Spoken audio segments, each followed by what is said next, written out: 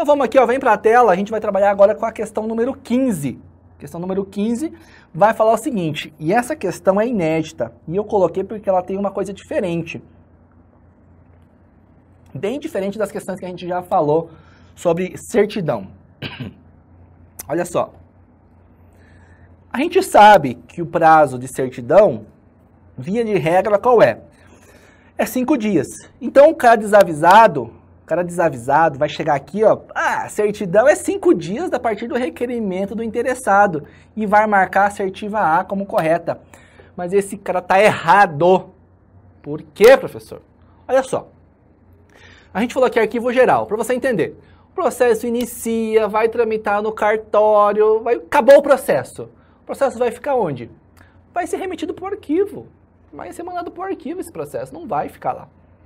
Então, às vezes é necessário a gente desarquivar o processo para ou obter uma certidão ou fazer alguma coisa no processo, não interessa. Mas sabe que esse processo pode voltar para cá. Tem uma regra muito específica quando a gente vai pedir uma certidão de um processo que já está no arquivo geral. E é isso que essa questão está falando. Não é 5 dias a contar do requerimento do interessado, por mais que você marcasse essa por primeira. Ainda mais que está ali na letra A. Você tem um monte de questões para responder na prova. Beleza? Então vem comigo na tela que a gente vai falar sobre isso aí. Olha só. Vamos ver o embasamento disso aqui. Lá no artigo 104. Presta atenção. A expedidão de certidão em breve relatório interior compete exclusivamente ao ofício de justiça. Por que compete ao ofício de justiça? Ela vai certificar, vai fazer uma informação de alguma coisa, de algum processo, de algum livro. Beleza? Olha só.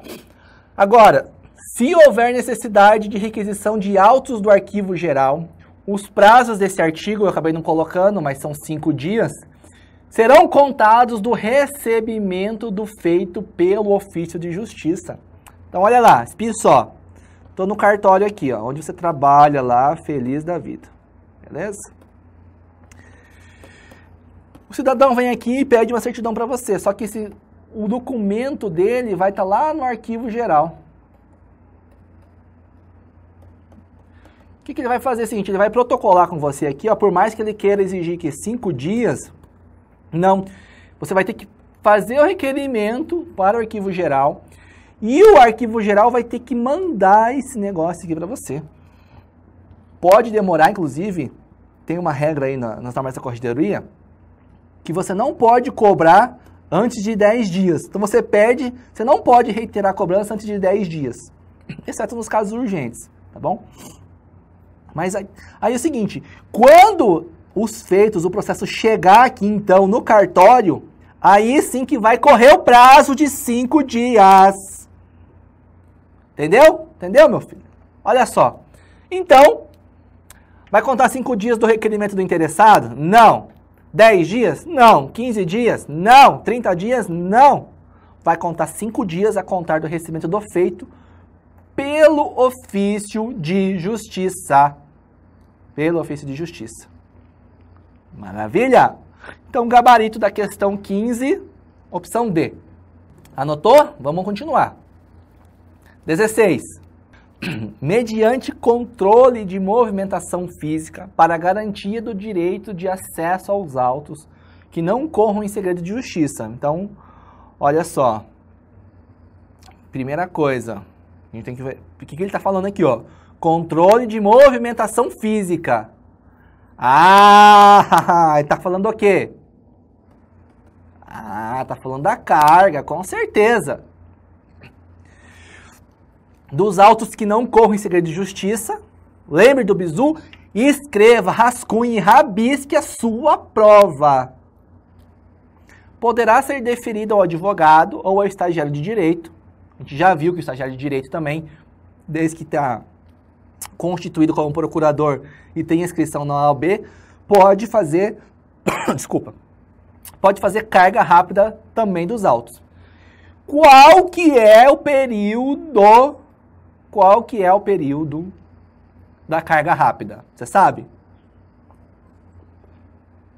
Falou em carga rápida, matamos aqui, ó, 1 hora.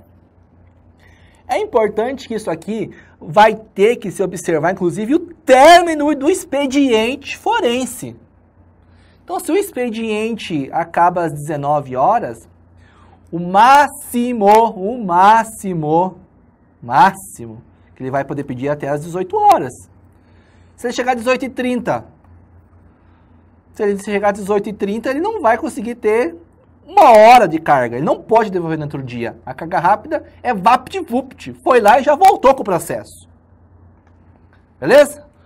Olha só, é o artigo 165, a gente já falou desse artigo, já caiu várias questões, tá? E agora a gente está falando aqui numa questão de 2013. Presta atenção, já falamos lá, 2007 caiu, 2011 caiu, 2010 caiu quase em tudo, os anos falou dessa carga rápida. Ou seja, a probabilidade de que este assunto seja cobrado na sua prova de 2017 é muito grande também, beleza? Voltando para a tela. Gabarito da questão 16 é a letra B. Mais uma questão inédita. Olha só, esse assunto aqui vai falar do seguinte. Tem um processo, o juiz deu 10 dias o prazo comum. Qual que é a regra? A regra é que tanto o advogado do réu quanto do autor, eles combinem entre si e façam um acordo. Ó, eu retiro hoje, você retira amanhã e beleza. Tá? Porque a regra é que esses autos, quando é prazo comum, não podem sair do cartório. Exceto se for prévio se os combinarem entre as partes entre si, ou um outro prazo, que ele pode retirar de 2 a 6 horas, e aqui a gente não está falando de carga rápida, porque a carga rápida é 1 hora. Ele pode tirar de 2 a 6 horas esses autos do cartório, em forma de carga, e devolver eles no mesmo dia, porque da mesma forma será observado o término do expediente forense. Tá bom? Então, vamos passar aqui para o fundamento? Olha só, na fluência de prazo comum, só em conjunto ou mediante prévio ajuste por petição nos autos, é que os procuradores das partes e seus prepostos podem retirar os autos. Agora, olha só, ressalvada a obtenção de cópia, para qual cada procurador ou preposto poderá retirá-los pelo prazo de 2 a 6 horas. 2 a 6 horas. Como, professor? Mediante carga. Então não é que ele vai ter que fazer a consulta lá no balcão do cartório, não. Ele vai poder pegar a carga mesmo disso aqui. Então veja, é uma outra opção de carga, não é a carga rápida. Repito, carga rápida é 1 hora só. Isso aqui não é uma espécie de carga rápida. Beleza? Volta aqui para mim comigo na tela. O gabarito dessa questão vai ser a letra E, tá bom? E dá uma olhadinha aqui comigo que eu quero que a gente olhe qual é o erro das outras assertivas. Então, pelo prazo de 2 a 6 horas, está certinho, mediante carga e ajuste prévio? Não! Quando a gente vai fazer dessa carga aqui de 2 a 6 horas, não depende de ajuste prévio. Beleza? Pelo prazo de 1 hora? Não. A gente não está falando da carga rápida aqui. Ok? Pelo prazo de 2 a 6 horas? Ok. Mediante termo, independentemente de ajuste, observado o término do expediente forense. Professor, essa questão está certa. Não está, não está, não. Por que está errado, professor? Vou voltar aqui na lei. Vem cá, deixa eu apagar aqui, ó. Vou falar de novo. Olha isso aqui, ó. Como é que ele vai retirar? Mediante termo? Claro que não. Mediante carga. Por isso que isso aqui está errado. Tranquilo? Pelo prazo de 1 hora, já sabemos que não é. Tranquilo, meu povo? Questão 17. Gabarito, letra E.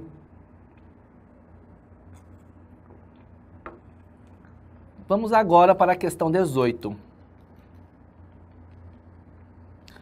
Olha só, essa questão caiu lá em 2014, tá?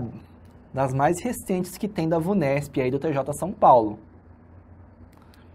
Olha só, a respeito do sistema informatizado oficial. Então a gente já está falando aqui do processo eletrônico. Ok? É correto afirmar que as normas da Corregedoria Geral de Justiça do Tribunal, né? Corregedoria Geral de Justiça do Tribunal de Justiça de São Paulo prevêem quem? Olha só. As vítimas identificadas na denúncia ou queixa. Então tá, olha só. Vítima, denúncia ou queixa. Primeira vez que a gente está falando disso aí. Vamos começar básico. Processo civil. Eu tenho um advogado, vou entrar com uma petição inicial para que o processo comece. Bom?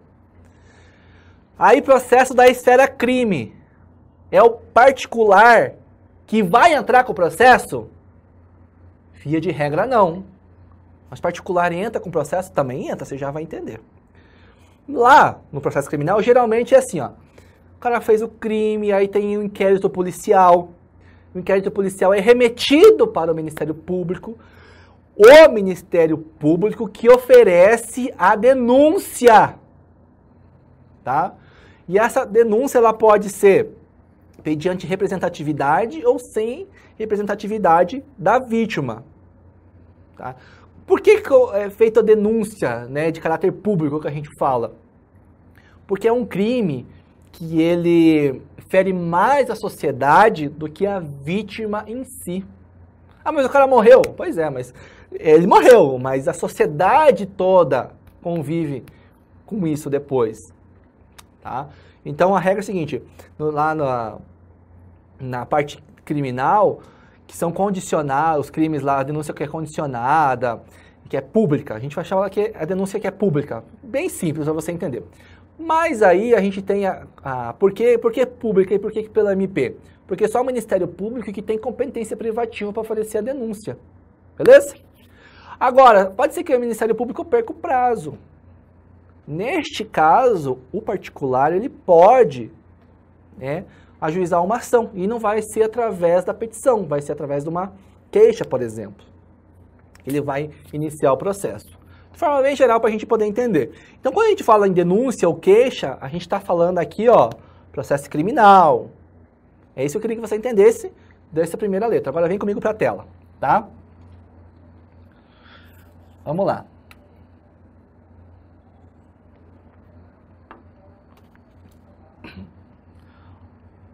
Olha só, as vítimas identificadas na denúncia ou queixa e as testemunhas de processo criminal, beleza?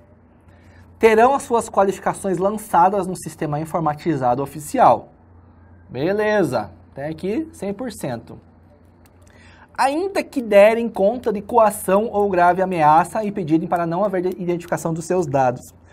Ora, a gente sabe que todo mundo tem que ser qualificado nos autos, lá no processo, todas as partes. Só que para esse caso, quando a pessoa está sendo coagida, tem uma regra específica, olha só. Regra, a qualificação das partes ela será lançada no sistema da forma mais completa possível. Até exame de DNA, se deixar. Tá bom? Agora, se as vítimas identificadas na denúncia ou na queixa e também as testemunhas terão suas informações lançadas no sistema? Também terão, essa é a regra. Ó, no processo criminal, sejam essas de acusação, defesa ou comuns, terão a sua qualificação lançadas no sistema. Ok? Exceto se elas tiverem sido coagidas ou estiverem sob a ameaça. O juiz vai ter que deferir, tá? E aí eles terão a sua qualificação suprimida lá do sistema. Ok? Então, por conta disso, olha só a palavrinha que mudou. Ainda não, exceto se derem conta de coação, grave ameaça. Por isso que a nossa assertiva A está errada. Bora lá. Os servidores dos ofícios de justiça deverão se adaptar continuamente às evoluções do sistema informatizado oficial, utilizando-se plenamente as funcionalidades disponibilizadas para a realização dos atos pertinentes ao serviço.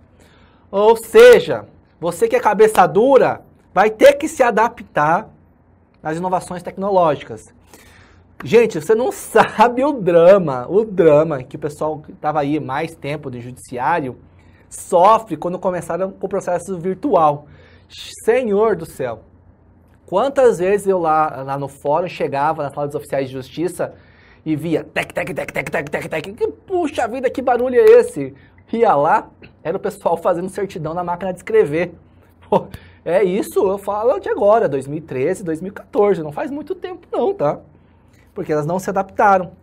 Mas você, servidor que está entrando agora, não vai ter esse problema. Até porque você deve fazer isso que essa assertiva está falando. Vai ter que se adaptar às inovações tecnológicas. Portanto, essa assertiva B está correta. Está correta.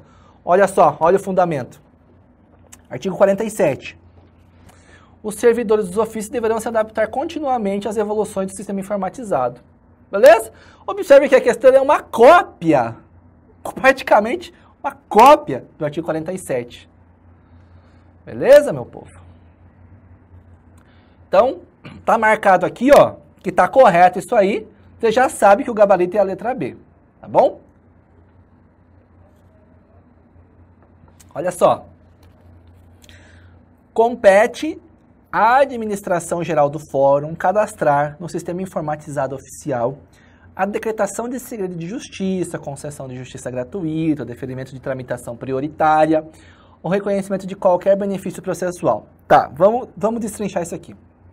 Ele está falando o seguinte, que é a administração geral do fórum que tem que fazer o seguinte, cadastrar no sistema os processos que foram decretados segredo de justiça, então aqueles que vão correr pelo sigilo, tá?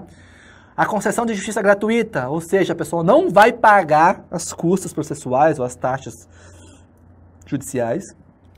O deferimento da tramitação prioritária, e aqui tem lá no Código de Normas, é o idoso, tem a pessoa que está cometida de doença, tá bom? Mas não é o foco da questão. O reconhecimento de qualquer benefício processual, às vezes é fazenda pública, né? Às vezes a autarquia, então ele tem lá, por exemplo, alguma coisa, né, algum benefício. Mas e aí, o que você acha? Essa questão está errada por isso aqui, ó, porque não é a administração do fórum que faz isso. A quem compete? Compete aos ofícios de justiça, ou seja, a você que vai trabalhar lá, né, cadastrar no sistema informatizado, concessão de justiça gratuita, deferimento de tramitação prioritária, olha os exemplos, idoso, pessoa com deficiência, portador de doenças graves, e o reconhecimento de qualquer benefício processual. Então não é a administração do fórum, é aos ofícios de justiça. Tranquilo? Tranquilo? Pessoal, moleza. Tá bom? Letra D agora. E essa aqui o cara não precisa nem saber nada das normas da corredoria para responder. Os níveis de acesso às informações serão estabelecidos em expediente interno pela Corregedoria de Justiça. Tá certo isso aqui, tá bom? Podendo ao funcionário credenciado ceder a respectiva senha ou permitir que outro funcionário use-a para acessar o sistema informatizado. A gente tem uma gíria para quem faz isso aqui. O cara é muito bizonho que passar a senha. Muito bizonho. A gente usa lá no sul, lá no Paraná, onde eu moro. Eu não sei no resto do Brasil como é que vocês falam aí em São Paulo. Mas o cara, para resumir, o cara tem que ser muito burro, né, para passar senha para o cara fazer alguma coisa. É proibido. Então esquece, essa aqui já está errada, porque ele não pode. Olha só, está lá no artigo 49. Olha só. Os níveis de acesso às informações e o respectivo credenciamento senha dos funcionários para a operação do SAG, né, lá, vão ser feitos pelo quê, lá? É vedado ao funcionário credenciado ceder a respectiva senha ou permitir que outro use para acessar indevidamente o sistema. Beleza? Isso é tão importante que assim que tiver alguma alteração lá no quadro de funcionários e servidores, os escrivães têm que comunicar isso aí lá ao setor de informática para que eles revoquem esse credenciamento. Beleza, meu povo? Beleza? Olha só, então não pode. Vamos lá, letra E. Nos ofícios de justiça, o registro e controle da movimentação dos feitos serão realizados no sistema informatizado oficial podendo ser mantidas fichas individuais materializadas em papel ou constante em outros sistemas informatizados. Então você precisa saber o que é a ficha individual. É onde ficava é tipo um fichário, onde ficava o nome de todas as partes que faziam parte do processo. Com a entrada aqui, ó, do sistema informatizado, não tem mais esse fichário. Não pode mais esse fichário. Então está errada por conta disso. Olha só, artigo 57. Nos ofícios de justiça, realizar-se-ão exclusivamente pelo sistema oficial, vedadas a elaboração de fichário. Moleza? Então, anotem aí quais são os erros das questões para vocês poderem se organizar nos seus estudos, beleza? E a gente vai passar agora para a questão 19. Caiu lá em 2014, questão bem recente também do TJ São Paulo, né? As normas da Corregedoria Geral de Justiça do Estado de São Paulo prevêem que, recebida a petição inicial ou intermediária, acompanhada de objetos de inviável entranhamento dos autos no processo. Eu já falei que é entranhamento, não é aquele negócio que você tem com a sua irmã em casa não, tá? Quando vocês se desentranham lá. Entranhamento é o seguinte, vou ter que ter um documento, um objeto, eu tenho que colocar isso no processo. Uma faca, por exemplo. Tem que colocar no processo porque é a prova. Então, vou entranhar esse objeto lá. E o que é um objeto inviável entranhamento? Tu imagina, foi aprendido lá, por exemplo, 1000 caixas de cigarro ou 1000 caixas de iogurte. Não tem condição de colocar isso no processo. Como é que vai colocar isso aí no processo? Então, são objetos de inviável entranhamento. Beleza? Então, ele quer saber o seguinte, o que é que vai acontecer quando a gente receber um objeto dessa forma? Então, vem comigo aqui nas questões, tá? Qual que é o fundamento?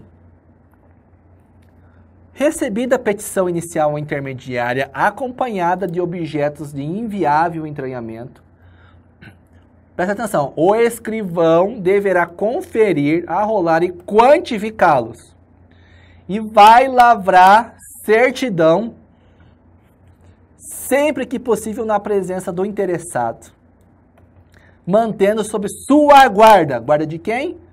Do escrivão, e responsabilidade até o encerramento da demanda. Então é o escrivão que é responsável? É sim. A única opção que está totalmente correta é a letra E. E a gente vai analisar qual é o erro das demais assertivas. Beleza?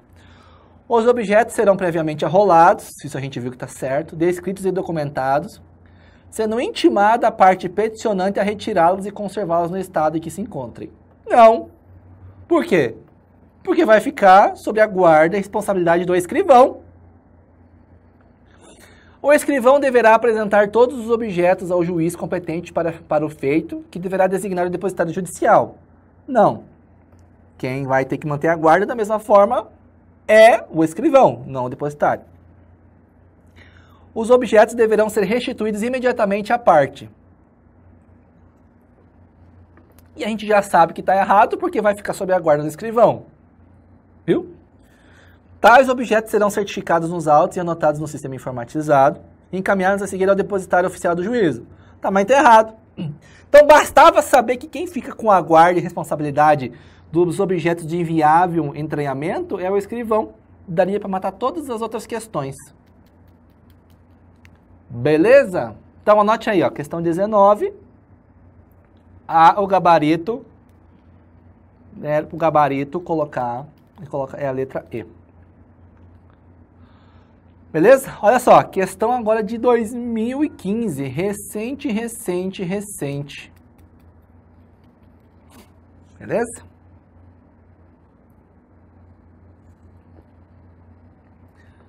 Os servidores da Justiça darão atendimento prioritário às pessoas portadoras de deficiência, aos idosos, às gestantes, às lactantes e às pessoas acompanhadas para criança de colo, mediante o quê? Ele quer saber o seguinte, se você sabe como é que vai ser feito o atendimento prioritário das pessoas que têm direito a esse atendimento prioritário. Ela já falou, ela não quer saber quem são essas pessoas que têm atendimento. Ela já falou lá no comando da questão. Quer saber como é que vai ser feito? Então, dá uma olhadinha na tela comigo. O artigo 27 está destrinchado aqui, ó. Então, você precisa saber o seguinte, e eu sugiro que você memorize, tá? Atendimento prioritário. Pessoas com deficiência, idosos, gestantes, lactantes e pessoas acompanhadas por criança de colo. Presta atenção nisso aqui, ó, né? Que a lactante é a mulher que está amamentando. E muita gente desconhece o direito e muita gente que está no atendimento desconhece que as lactantes têm direito a atendimento prioritário. Isso já aconteceu com a minha esposa. Tá? Ela chegou no banco para ter o atendimento, eu fiquei no carro com a nenê e ela foi no banco de atendimento, lá no banco para atendimento. Acho que ela nem tinha uns 2 meses de vida. Chegou lá e a moça falou, senhora, qual que é o seu problema que você está no atendimento prioritário? Ah, eu sou lactante. Minha filha está no carro, eu tenho atendimento prioritário. A gente falou, você não tem, não? Ah lá, não tem? Então vem cá, dá uma olhadinha na que está escrito nessa placa aqui em cima. Ah, é verdade, então a senhora tem. E foi atendida. Então você vê, é uma coisa que não acontece, é uma questão que pode passar bem despercebida em prova se o examinador cobrar quem são os personagens, quem são as pessoas que têm atendimento prioritário. Tá bom? E como é que vai ser feito, vai ser possibilitado o atendimento prioritário dessas pessoas? Que é isso que a questão aqui quer saber. Dá uma olhadinha comigo. Vai ter o seguinte, mediante garantia de lugar privilegiado em filas, a gente vai ter, por exemplo, uma fila especial, né? Vai ter a distribuição de senhas com a numeração adequada do atendimento preferencial, então vai ser uma senha diferenciada também. Vai ter a alocação de espaço para atendimento exclusivo no balcão, você pode ver lá que às vezes tem lá vários guichês e um tá lá com atendimento preferencial, tá? Ou implantação de qualquer outro sistema, observadas as peculiaridades existentes, que vai assegurar a prioridade. Beleza? Então, vamos voltar a fazer a questão agora. Como é que ele vai ser feito, essa garantia? Olha só. Garantia de lugar privilegiado em filas e distribuição de senhas. E eu já até trouxe aqui para vocês quais são os erros das demais assertivas. Porque a gente tem que ver se finaliza todas essas aulas hoje ainda. Tá bom? Olha só. O atendimento imediato, você viu a gente falando em atendimento imediato? Não, né? Instalação de cadeiras para que as pessoas em tais condições esperem sentadas pelo tempo que for necessário? Não, eles têm atendimento prioritário, ou seja, eles devem ser atendidos antes do tempo. Triagem para atendimento das pessoas com tais condições em sala separada do restante do público. Então você não vai segregar ninguém, vai ter no mesmo local, é espaço, e não sala separada. Que deve existir em todos os fóruns, também não falou isso ali. Tá? Fila única para atendimento em balcão. Não, a gente já viu que vai ter uma fila prioritária, uma fila especial. Beleza? Tranquilo? Então, a questão 15, anote aí, e gabarito é a letra A. Anotem aí também o erro das demais opções. Continuando. A gente vai falar agora a questão 21, também de 2015, questão bem recente. Acerca da autuação, abertura de volumes, enumeração de feitos, prevêem as normas da Corregedoria Geral de Justiça que... Então, a gente está falando aqui, autuação. O que é autuar? É preparar o processo para tramitar internamente. Abertura de volumes e a numeração de feitos, tem que saber tudo isso aqui, ó. Numeração de feitos tem que ser feito, número sequencialmente. Isso aí, ó, a gente estuda isso aí lá na parte de autuação e de escrituração. Bem interessante também. Então vamos lá, quero saber o seguinte. Todas as conclusões ao juiz serão anotadas no sistema informatizado, acrescendo-se a carga em meio físico ou eletrônico no número máximo de 50 processos por dia.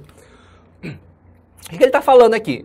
Quer dizer que a gente vai fazer no máximo 50 processos conclusos por dia ao juiz? É isso que ele está falando. Para você entender, fez lá 1000 processos no dia, está pronto para mandar concluso?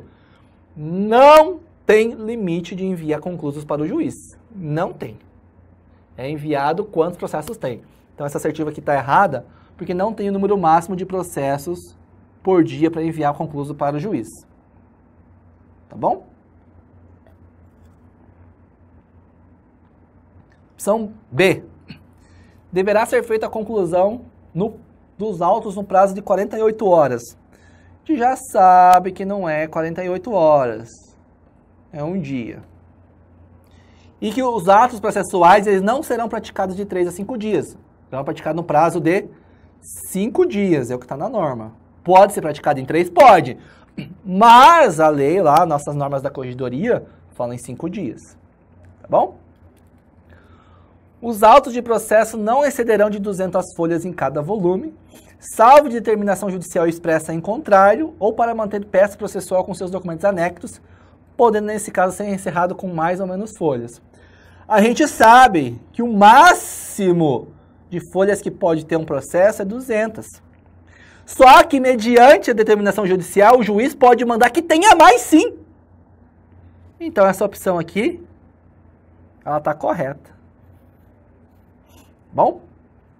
Vamos lá, vamos continuar aqui, a gente já passa aí para a correção dela também. Para a juntada, na mesma oportunidade de 2 ou mais petições ou documentos, será confeccionado um termo de juntada para cada uma das peças, com a devida discriminação pormenorizada do conteúdo. O que quer dizer isso aqui? Vou juntar um monte de coisa no processo, vou ter que fazer um termo de juntada, tem 5, por exemplo, 5 peças, cada uma com 10 folhas. Vou juntar 5, vou ter que fazer um termo de juntada para cada um? Não. Neste caso, é autorizado que seja feito um termo de juntada único para todas as peças que estão sendo juntadas. Maravilha? Então, vamos riscar aqui que está errado. Um termo de juntado para cada uma não, para todas elas. Tá bom?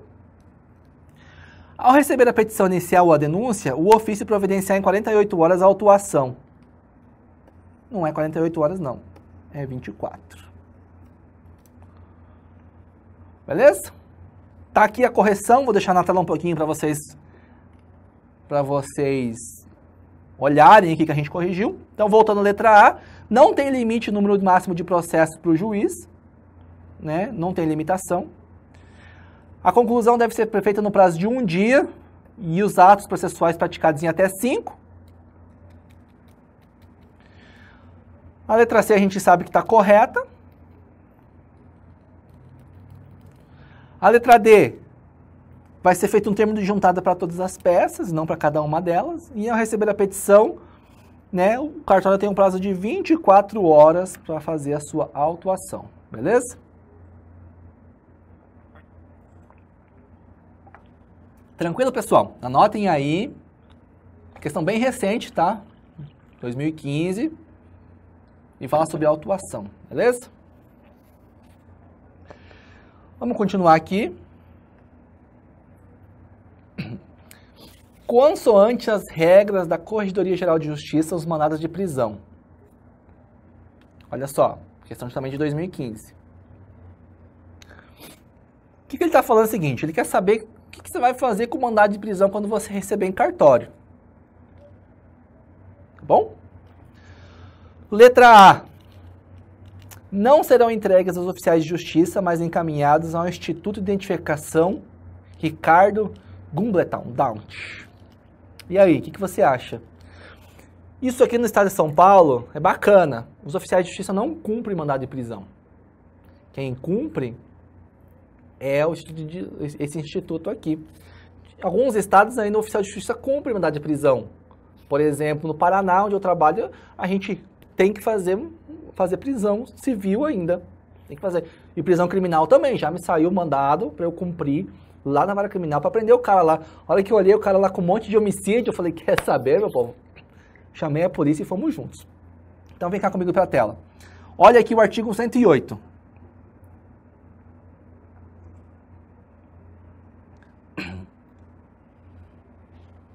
Os mandados que devem ser cumpridos pelos oficiais de justiça serão distribuídos de forma regulada para a corregedoria. Para você entender, a gente já falou da distribuição. Então, chegou o processo, o distribuidor vai passando para as varas conforme a distribuição deles. No caso de oficiais de justiça, pode ter tipo uma central de mandados, e essa central vai distribuir os mandados para todos os oficiais de justiça da comarca também. É a mesma coisa, a mesma essência, beleza? Então, mas o que nos interessa é o parágrafo único, olha só. Os mandados de prisão não serão entregues aos oficiais de justiça. Guarde isso aqui, por favor. Mas serão encaminhados ao Instituto de Identificação. Beleza? Então, a nossa opção correta é a letra A. Tranquilo? Letra B, qual que é o erro? Não serão objeto de recolhimento de guias de despesa. Não sei, não cai essa parte para nós aqui, então vamos ignorar. Mas deverão ser cumpridos pelos oficiais de justiça. Não, tá errado. Serão entregues diretamente por meio eletrônico ao Departamento de Capturas da Polícia Civil? Não. A gente viu que vai para o Instituto. Serão distribuídos aos oficiais de justiça? Não. Serão remetidas lá ao comando de operação ao Copom? Também não, também não. Beleza? Questão 22, gabarito letra A.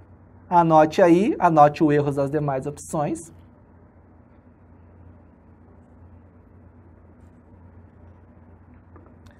Tranquilo, pessoal?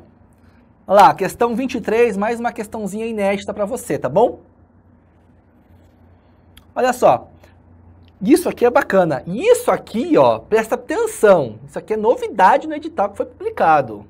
Que vai estar pedindo sobre a função correcional. E é maravilha fazer isso aqui. Eu trouxe 3 questões sobre a função correcional, todas inéditas, porque não tem questões de concursos anteriores do TJ São Paulo e da VUNESP também não. Beleza? Então, olha só, vem comigo para a questão.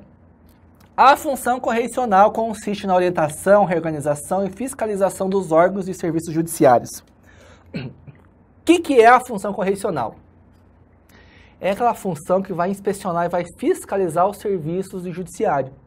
E essa questão especial, ela quer saber aonde será efetuada essa fiscalização. Tá? Então vem comigo aqui que eu vou fazer um mapa. A gente já falou, então a gente tem lá o primeiro grau, que é onde o processo inicia. Isso você já sabe.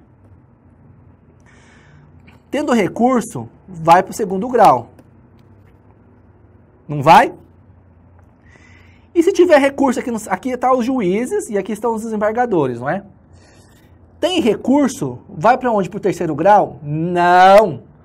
STF e STJ não se entende como um terceiro grau, sim como uma instância superior ou uma instância extraordinária, que vai para o STJ, por exemplo. Vamos usar isso aqui.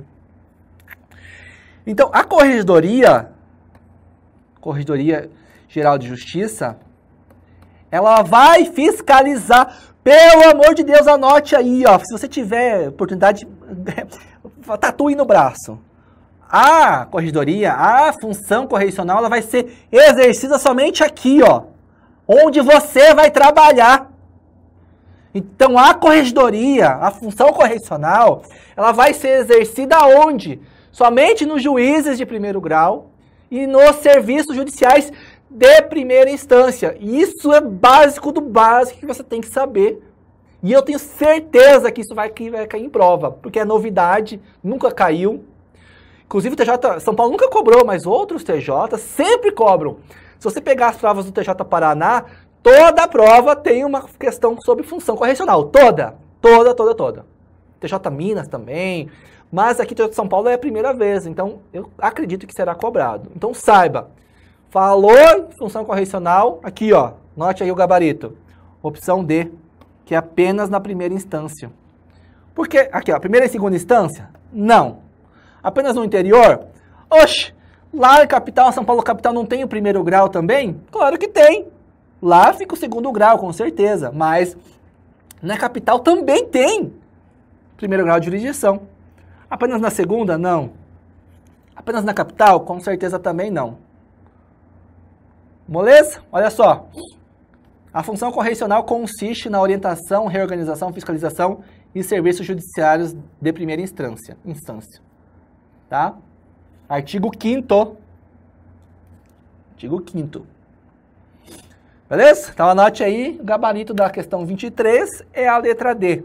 Tranquilo? Olha só. Vamos fazer agora a questão 24, e ela também vai cobrar, também é uma questão inédita, tá bom? Que está cobrando aí sobre a função correcional. Eu trouxe acho que umas 3 ou 4 questões aí para a gente trabalhar. Então vem, olha só, olha aqui na tela. A função A função correcional consiste, a gente já sabe, na orientação, reorganização e fiscalização de órgãos e serviços judiciários. E ela não tem poder fiscalizatório sobre o quê? Então ele quer saber o que ela não fiscaliza. Então vem comigo aqui no embasamento. Ainda o artigo 5º, tá? Olha só. A função correcional, então a gente já sabe que trabalha na primeira instância. Bem como na fiscalização, isso é novidade, ó, da polícia judiciária. E quem é essa polícia judiciária? Polícia Civil e temos também a Polícia Federal. Porque aqui o crime já ocorreu. Tá bom? E outra coisa, vai fiscalizar os estabelecimentos prisionais. Observe, está falando de fiscalização. Não está falando que a Corregedoria é chefe da Polícia Civil, por exemplo. Ou chefe dos presídios lá. Ele fiscaliza a atividade da Polícia Judiciária e fiscaliza os estabelecimentos prisionais. Com isso, irmãos, vamos responder a questão. Vai fiscalizar a Polícia Judiciária? Vai sim. Estabelecimentos prisionais? Vai. Juízes de primeiro grau? Também vai. Servidores de primeiro grau? Também vai. Ele vai fiscalizar a Polícia Militar?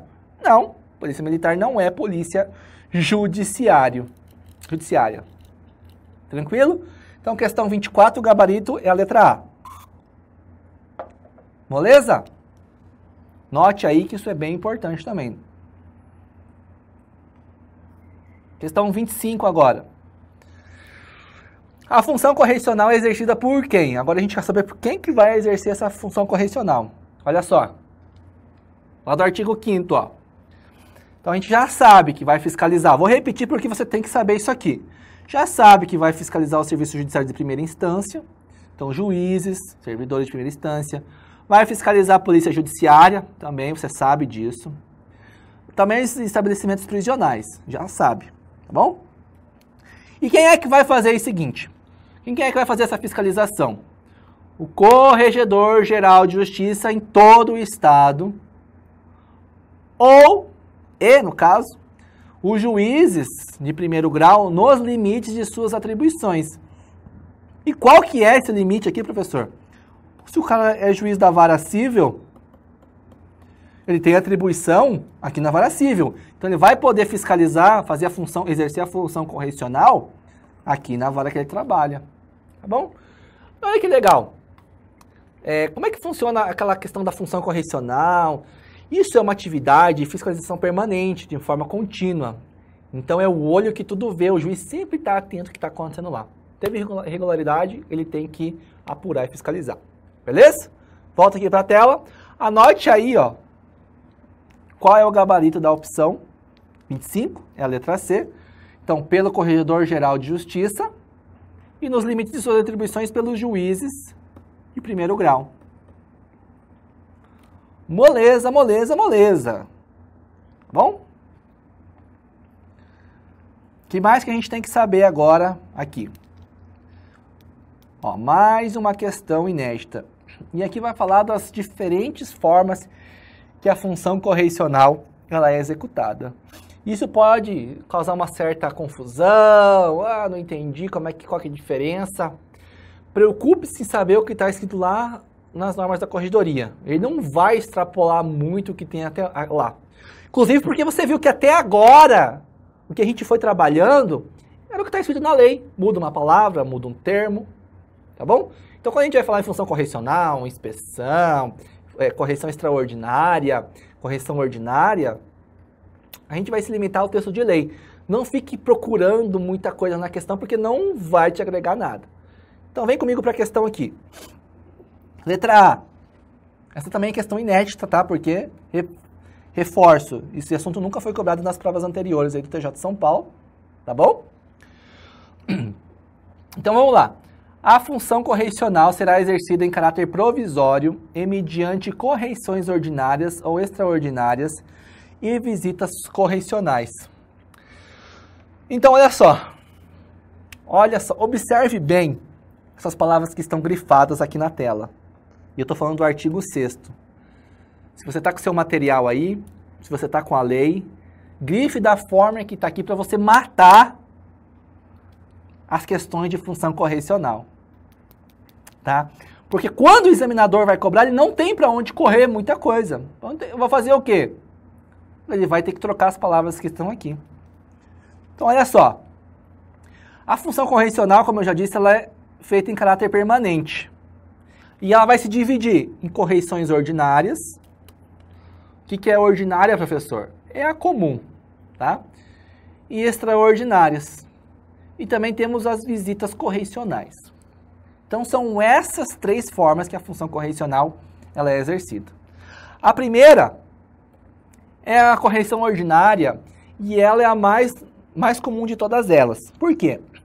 A corregedoria vai ter lá o seu plano de trabalho e vai fazer uma escala, por exemplo, semestral ou anual, dizendo onde ela vai fiscalizar, qual dia, qual mês, qual é o período que ela vai correcionar. Então ela vai agendar, vai publicar isso no Diário da Justiça, inclusive. Olha, em tal dia eu vou estar na comarca tal, vou fiscalizar todos os serviços, referente ao período de 1 de janeiro de 2015 a 31 de dezembro de 2016, por exemplo. Então, todos esses documentos, livros, processos referentes a esse período, eles serão fiscalizados pela corregedoria, isso aqui. E a corregedoria ordinária, ó, ordinária comum, agendada. Falando em corregedoria ordinária, é a agendada, mediante prévio aviso. Porque tem correição que vai ser feita sem avisado? Tem, que é no caso a próxima, dá uma olhada. Correição extraordinária consiste na fiscalização excepcional. Extraordinária, excepcional. Tá vendo? Realizada a qualquer momento e sem prévio anúncio. Então ela não é avisada, ela é extraordinária. Então vai pegar o pessoal de supetão lá no cartório. E ela pode ser de duas formas. A geral ou parcial. Por que isso aqui? Primeira observação. Você está vendo na correição ordinária aqui em cima? Você está vendo falar em geral ou parcial? Então a gente entende que a correição ordinária ela só é geral. Ou seja, todos os serviços judiciais serão fiscalizados na correição ordinária, tá bom? E na correição extraordinária, ela pode ser geral, ou seja, pode fiscalizar todos os serviços também da comarca. Beleza? E quando é parcial? Simples, vai pegar só uma parte das unidades judiciais, não são todas. Quem vai decidir isso aí? Quais são os critérios? É a corregedoria que vai decidir. Não interessa pra gente. Beleza? Nós temos também a visita correicional, tá bom? E ela consiste na fiscalização direcionada à verificação da regularidade de funcionamento da unidade. Então ela vai ser uma expensão mais simples, tá bom? Para que ela vai servir para sanear alguma irregularidade ou para o exame de algum aspecto da regularidade ou continuidade do serviço dos atos praticados. Beleza? Isso aqui pode ser feito inclusive pelo juiz, tá? As outras não, as outras é só pela corregedoria. Maravilha? A Corregedoria Geral de Justiça implementará gradativamente a correição virtual com vistas ao controle permanente das atividades.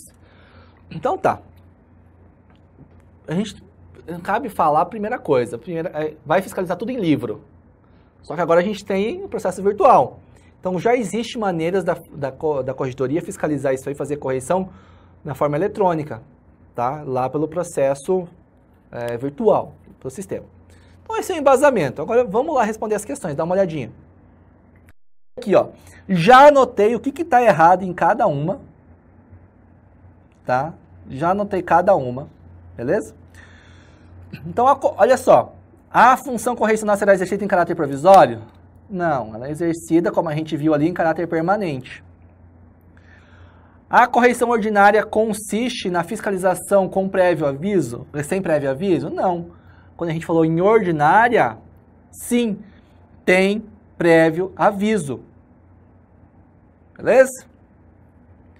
A correição extraordinária consiste na fiscalização permanente? Não. Qual é permanente? É a ordinária. Tá? Não, permanente não, desculpa. A ordinária é a função correcional que ela é permanente. Tá?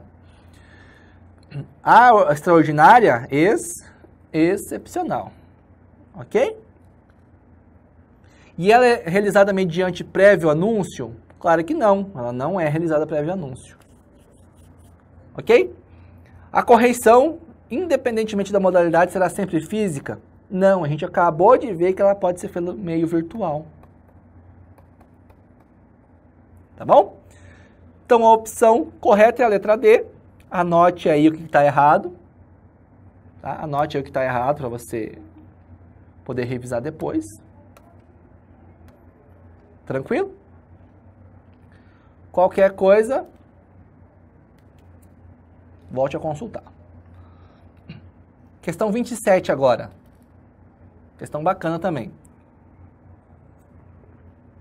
Quando a corregedoria vai fazer a correção, seja ordinária, parcial, seja lá o que for, tá? O que você vai fazer? A corregedoria vai terminar os serviços e vai elaborar uma ata, dizendo o que você vai ter que fazer. O cartório vai ter que regularizar isso aí também da forma de ata e mandar para a corregedoria. E é isso que a questão quer saber. Dá uma olhadinha comigo aqui na tela. A questão também é inédita, para você lembrar, porque não era cobrado esse assunto antes. Tá? As atas das correições e visitas serão encaminhadas à Corregedoria Geral de Justiça no prazo que seguem. Então a questão quer saber o prazo que vai ser enviado para a Corregedoria. Então qual que é o embasamento? Olha lá, artigo 6º, parágrafo 4º. As atas das correições e visitas serão encaminhadas à Corregedoria. Quando a gente está falando em correição ordinária, o prazo é 60 dias, até 60 dias. Tá bom? Na correição extraordinária, o prazo, no caso, é de 15 dias. Tranquilo? Então vamos lá para as questões. O que está errado aqui, ó? Ordinária é 30? Não, é 60. Extraordinária é 30? Não, é 15. Ordinária é 15? Não, é 60. Extraordinária é até 60? Não, é até 15. Maravilha? Questão inédita também, mas da forma que a VUNESP tem cobrado as questões aí, como a gente tem visto, beleza?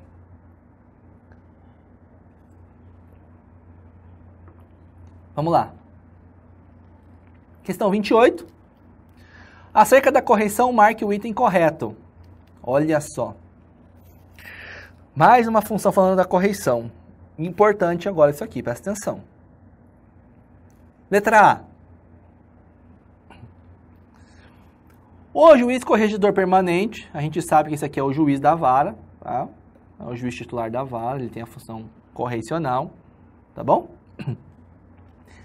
Ele vai efetuar uma vez por ano, de preferência no mês de janeiro, correção extraordinária em todas as serventias, repartições e demais estabelecimentos, sujeitos à sua fiscalização correcional, lavrando-se o correspondente termo no livro próprio. Essas questões grandes são complicadas. Olha só, artigo 8º, não é 80 não, tá? É 8º. O juiz corregedor permanente vai efetuar uma vez por ano, então até aí tá certo. Agora é o seguinte, ó, de preferência no mês de... Qual mês? No mês de dezembro, tá? Correição ordinária em todas as serventias e repartições dos demais estabelecimentos sujeitos à sua fiscalização correcional. E aqui, ó, tá falando em correição ordinária e não extraordinária como está na questão. Então, anote aí que são 2 erros. Beleza? O juiz corregedor permanente vai efetuar, lá no mês de janeiro, a correição ordinária. Ok? Vamos lá. Letra B. A correição ordinária será anunciada por edital. Bem, a gente sabe que a correição ordinária, ela é de fato anunciada. Afixado no átrio do fórum. O que é isso aqui, professor? O que é átrio? Átrio é o espaço que fica entre a porta e a rua. Saiba disso aí. Quando você vê lá alguma coisa, fixe no átrio do prédio, é para anexar lá na porta, entre a porta de saída, né, na porta de saída e a parte da rua. Bem simples. Então vem comigo para a tela. A correição ordinária será anunciada por edital? afixada no átrio do fórum e publicado no Diário da Justiça Eletrônico, com pelo menos 15 dias de antecedência e comunicado ao AB, olha, falou em prazo, a gente tem que ficar esperto, né? Falou em prazo, tem que ficar esperto. E será que tem que publicar no edital, tem que afixar no átrio, publicar no diário e avisar ao AB? Pois é. Pior que tem. Olha só, parágrafo 1, lá do artigo 8º, tá? A correção ordinária será anunciada por edital, fixada no átrio, publicada no diário com pelo menos 15 dias e vai ser comunicada à ordem dos advogados da OAB. A ordem à OAB. Beleza? Olha só. Então, é a nossa opção que está correta. Vamos continuar aqui. Em até 90 dias depois de assumir a corregedoria permanente em caráter definitivo, o juiz fará visita correcional às unidades sobre a sua corregedoria, com o intuito de constatar a regularidade dos serviços, observado o modelo disponibilizado. Então, falou em prazo, a gente tem que ficar atento.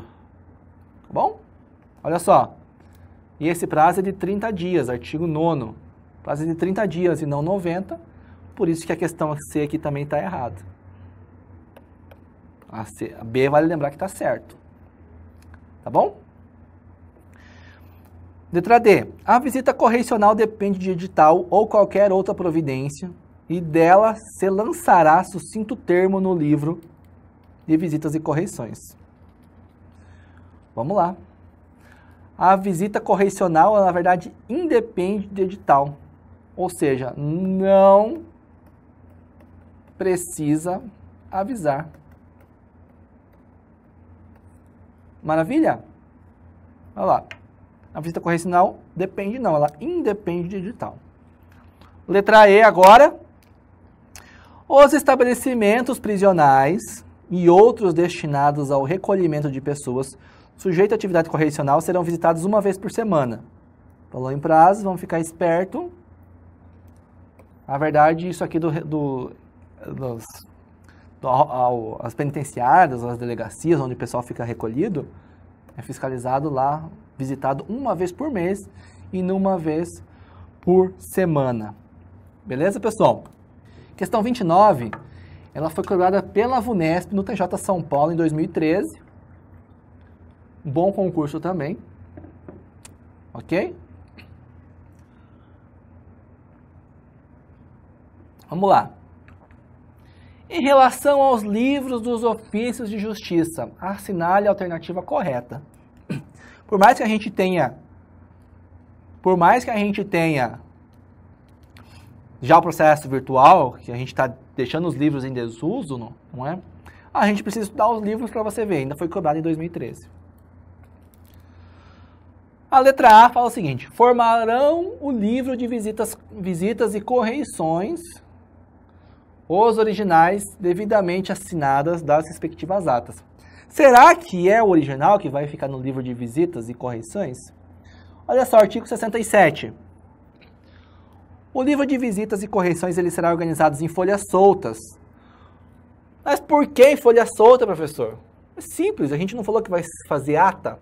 Então vai ter que fazer ata, vai ter que imprimir, assinar e juntar em algum lugar. Como é que eu vou fazer isso em folha presa lá, por exemplo, um caderno?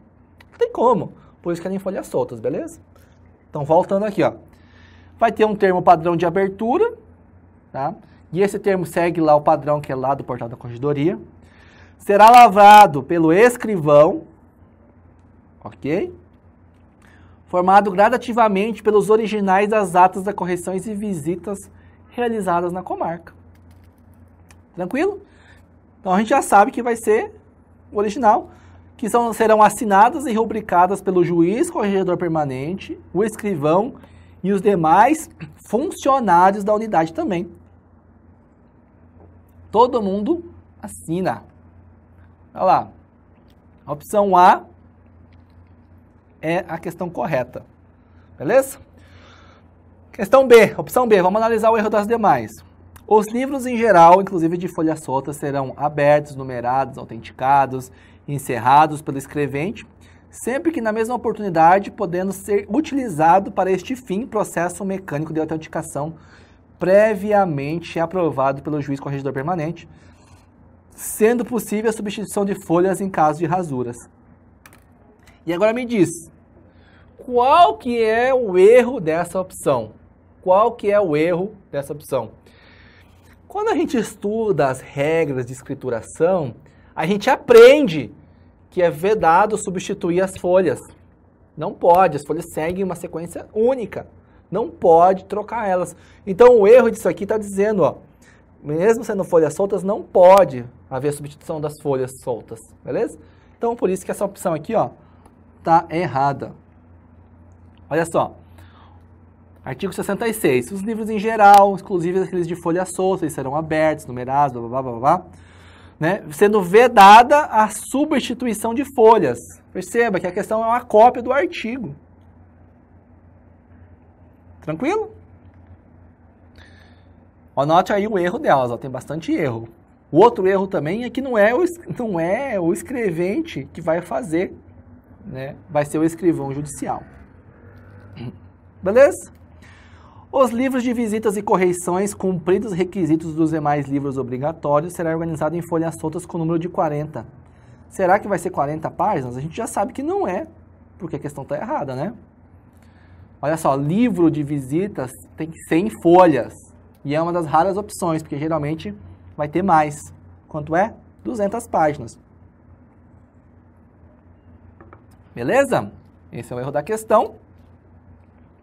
O livro de carga de mandado será um só para os oficiais de justiça renovados em série anual. A gente já estudou, inclusive, quando a gente falou do livro de carga de mandados, a gente sabe que eles serão desdobrados em quantas forem necessárias. Então, não vai ser um só para os oficiais de justiça, vai ser aberto um livro de carga para cada oficial de justiça. Olha lá, artigo 70, né? Poderá ser desdobrado em número equivalente ao dos oficiais de justiça. Então, cada oficial de justiça terá, no caso, o seu livro de cargas. Obrigatoriamente? Não, observe o verbo, poderá. Tranquilo? Letra E. Nos ofícios de justiça integrados ao sistema informatizado oficial, os registros de remessa e recebimento de feitos e petições serão formalizados pelas vias eletrônicas ou físicas. E olha só, quando a gente vai falar em sistema informatizado oficial, vai parar, é vedado a parte física. Olha só o fundamento. Nos ofícios integrados pelo sistema informatizado, o recebimento de feitos e petições eles serão formalizados pelas vias eletrônicas, exclusivamente. Então, o processo está lá, já está virtual, já está pelo sistema, não pode mais tramitar fisicamente. Beleza? Tranquilo? Anote aí os erros, vou deixar na tela um tempinho para vocês poderem dar uma olhada, tá? Qual é o erro das opções que a gente acabou de trabalhar. Vamos lá. Questão 30, inédita também. Considerando as formas de controle e fiscalização do sistema informatizado oficial, segundo as normas da corregedoria, o escrivão-chefe realizará auditoria no sistema. Tá? O que ele quer saber? Marque a alternativa correta correspondente à frequência em que a referida auditoria deve ser realizada. Então, o escrivão ele tem que fazer, sim, essa auditoria. E essa auditoria, observe, ela é semanal. Sério, professor, que é essa frequência? É essa frequência. Beleza? 30, a letra B, que é a correta. Beleza? Anotem aí, questão moleza, mas que também pode ser cobrado aí na sua prova. Questão 31. O registro, após a baixa dos autos em cartório pelo juiz, será feito em quanto tempo?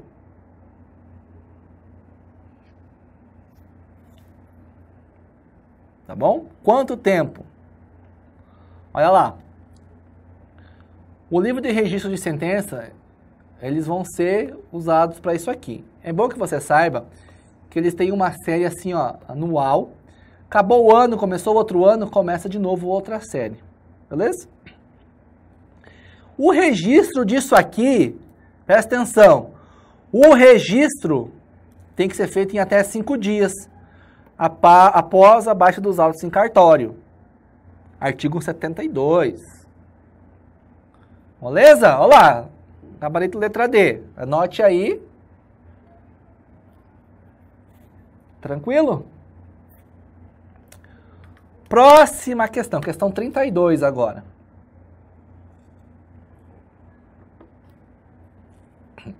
Decorrido o prazo estabelecido e desde que reputado sem utilidade para conservação pelo escrivão judicial, desculpa, os ofícios e mensagens eletrônicas que foram expedidos e recebidos serão inutilizados mediante autorização do juiz corregedor permanente, tá? Em qual prazo?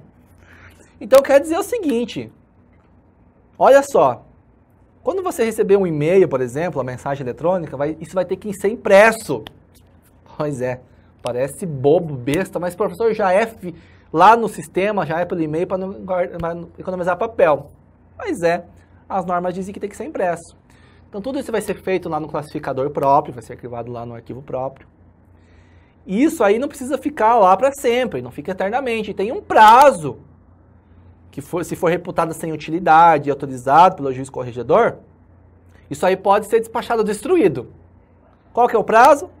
Olho na tela, vamos lá? Artigo 78.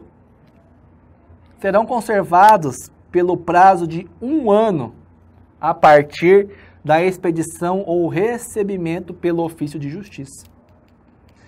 Então, passou desse prazo e observe agora. O prazo é 1 ano. Mais o quê? Mais reputados sem utilidade, tá bom? E mediante ainda autorização do juiz. Aqui é um prazo diferente dos livros de carga que a gente estudou lá atrás. Porque o livro do carga a gente viu lá que é 2 anos. Tranquilo?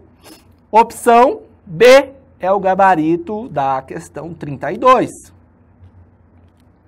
Ok? Vamos agora para a questão 33. A respeito do segredo de justiça. Já temos que colocar aí uma atençãozinha, ponto de exclamação, porque precisa. Tá bom? Nos processos que tramitam eletronicamente, assinale a alternativa correta. Então, vamos lá. Os processos poderão ser consultados apenas pelos procuradores habilitados a atuar no processo? A gente já falou alguma coisa, né? Que o cara tem que estar habilitado no processo para atuar, poder acessar. O que você acha dessa opção A aqui? Poderão ser consultados apenas pelos procuradores? Pois é, meu amigo, tá errado. Porque as partes também podem consultar. Olha só. Os processos que tramitam no sistema de processamento eletrônico, né, em segredo de justiça, se ele não tiver segredo de justiça, qualquer um lá pode consultar, lembre-se disso. Tá? Só poderão ser consultados pelas partes e procuradores habilitados a atuar no processo. Então, o erro aqui da opção é justamente esse. Não é apenas pelos procuradores. É pelos procuradores e pelas partes. Maravilha? Opção B agora. A indicação de que um processo está submetido a segredo de justiça deve ser incluída no ato do ajuizamento pelo distribuidor? A gente já falou disso aqui. Quem é que vai ter que falar que o processo está submetido a segredo de justiça? Olha lá. A indicação de que o processo está submetido a segredo de justiça deverá ser incluída no sistema São Paulo. Por quem? No ato do ajuizamento por indicação do advogado ou procurador. No ato da transmissão, quando se tratar de recurso interposto, em primeiro grau, pelo órgão judicial de origem. Então, na verdade, o inciso 1 que vai responder aqui, ó, não é pelo distribuidor. A gente ouviu que é pelo advogado ou pelo procurador. O inciso 2 vai basear a letra C, ó. A indicação de que o processo será submetido a segredo de justiça deve ser incluída no ato do ajuizamento pelo órgão judicial? Não. Na verdade, o órgão judicial vai incluir essa informação aqui, ó. quando se tratar de recurso em primeiro grau, então o órgão judicial de origem vai ter que colocar essa informação. E quem é esse órgão? É o cartório, onde você vai estar trabalhando. Beleza? Bom? Também por determinação do juiz ou do relator e automaticamente por espécie de previsão legal, quando ele já foi classificado direto no sistema. Olha só, tá aqui, ó. Presta atenção nos erros das opções. A letra B, então não é pelo distribuidor, a gente viu que é pelo advogado ou pelo procurador. Não é pelo órgão judicial de origem, é pela mesma forma aqui de cima. E aí quando for tratar de recurso, é pelo órgão judicial de origem e não pelo advogado ou procurador. O advogado ou procurador vai fazendo essa hipótese aqui.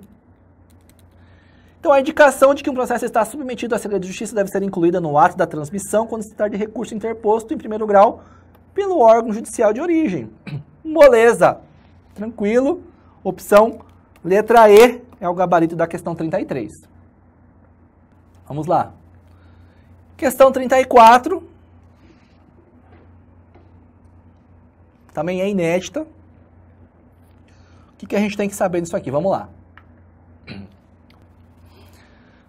Vamos lá. É livre a consulta no sítio do Tribunal de Justiça de São Paulo as movimentações processuais, inteiro teor das decisões, sentenças, votos, acórdão, exceto aos mandados de prisão registrados no Banco Nacional de Mandados de Prisão. E aí? Por mais que você ache que isso aqui esteja errado, na verdade o que está errado é isso aqui, ó.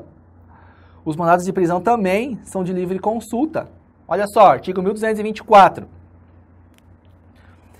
É livre a consulta lá no site do TJ, as movimentações processuais, inteiro teor das decisões, sentenças, votos em acórdão e os mandados de prisão registrados no Banco Nacional de Mandados de Prisão.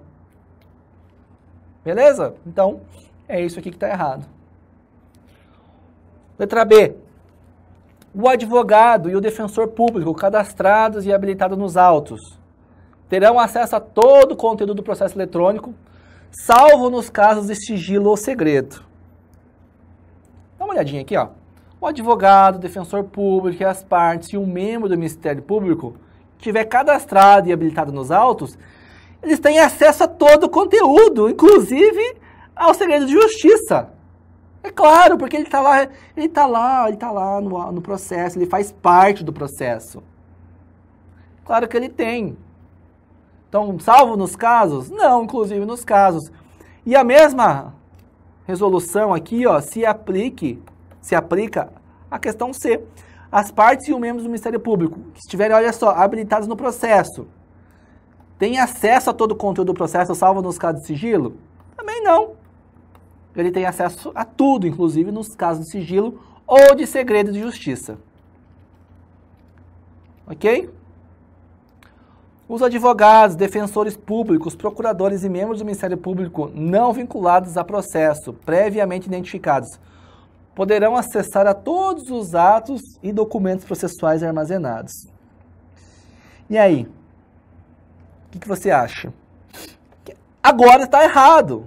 Porque é o seguinte, ó. Ele está falando alguma coisa que ele está habilitado? Ele está falando o seguinte, ó. Previamente identificados e não vinculados ao processo. Ele tem acesso a todos os atos? Não, porque no caso de segredo de justiça ele não tem acesso. Também está errado. Nos resta a letra E, que vai falar o seguinte: advogado, defensor público, procurador, membro do Ministério Público, que não estejam vinculados a processo, podem acessar todos os atos e documentos do processo armazenado? Podem, exceto os casos de processo de sigilo ou segredo de justiça. Anote aí, então, quais são os erros das opções. Anote os erros. Bem importante você fazer isso. Beleza? Pessoal, obrigado, né? Obrigado mais uma vez. A gente se vê por aí. Com certeza terão outras oportunidades que a gente vai poder se encontrar aí pela frente. Desejo bons estudos. Até mais.